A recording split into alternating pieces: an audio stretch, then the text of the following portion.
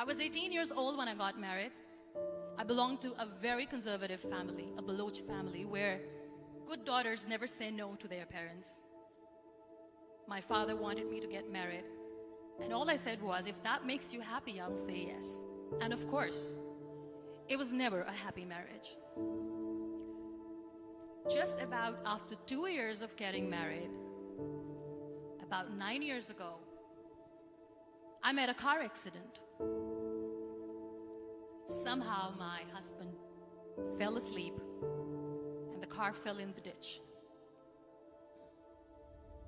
He managed to jump out, saved himself. I'm happy for him. But I stayed inside the car and I sustained a lot of injuries. The list is a bit long. Radius ulna of my right arm were fractured. The wrist was fractured. Shoulder bone and collarbone were fractured. My whole rib cage got fractured. But that injury that changed me and my life completely was the spine injury. Many people came to rescue. They gave me CPR. They dragged me out of the car. And while they were dragging me out, I got the complete transection of my spinal cord. Those 2.5 months in the hospital were dreadful. I was at the verge of despair. One day, doctor came to me and he said, well, I heard that you wanted to be an artist, but you ended up being a housewife. I have a bad news for you. You won't be able to paint again. Next day, doctor came to me and said, your spine injury is so bad, you won't be able to walk again. I took a deep breath and I said, it's all right.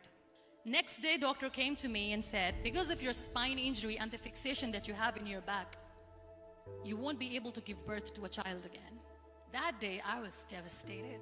I started to question my existence. Why am I even alive? So what kept me going was, one day I asked my brothers, I know I have a deformed hand, but I'm tired of looking at these white walls in the hospital and wearing these white scrubs. Bring me some colors, bring me some small canvas. I want to paint.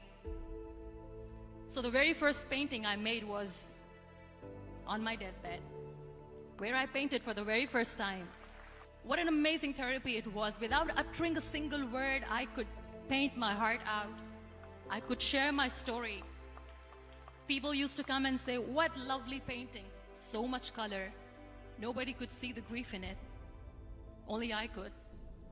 And that day I decided that I'm going to live life for myself.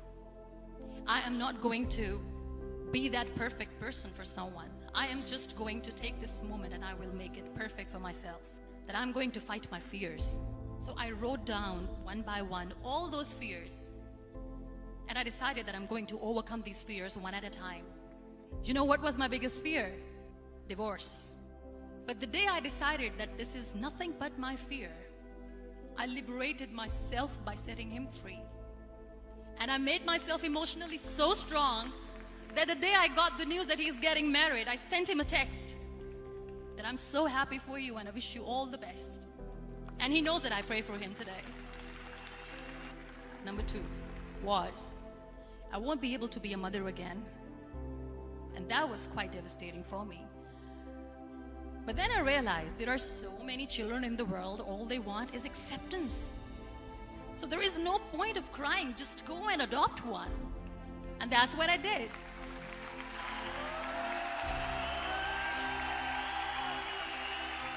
I gave my name in different organizations, different orphanages, and I waited patiently. 2 years later, I got this call from a very small city in Pakistan. I got a call and they said, are you Muniba Mazari? There is a baby boy and would you like to adopt?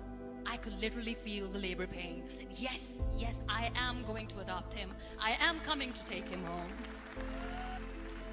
And that day, I was 2 days old, and today he's 6.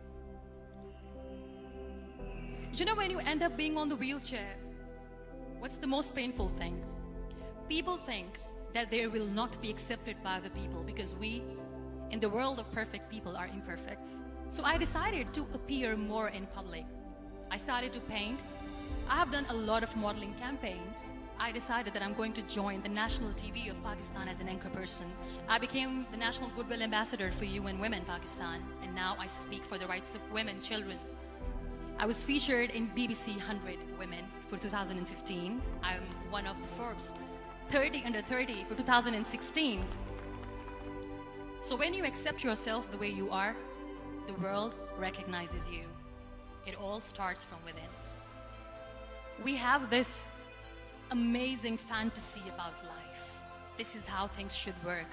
This is my plan. It should go as per my plan.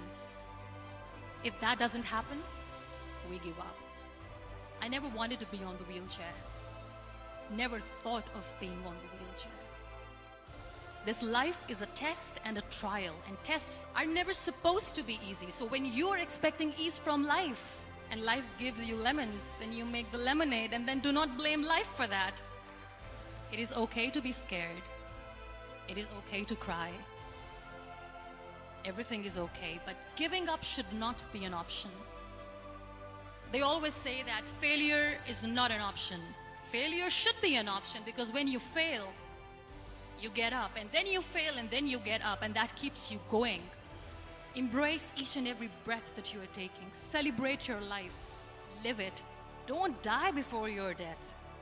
Real happiness lies in gratitude. So be grateful, be alive, and live every moment.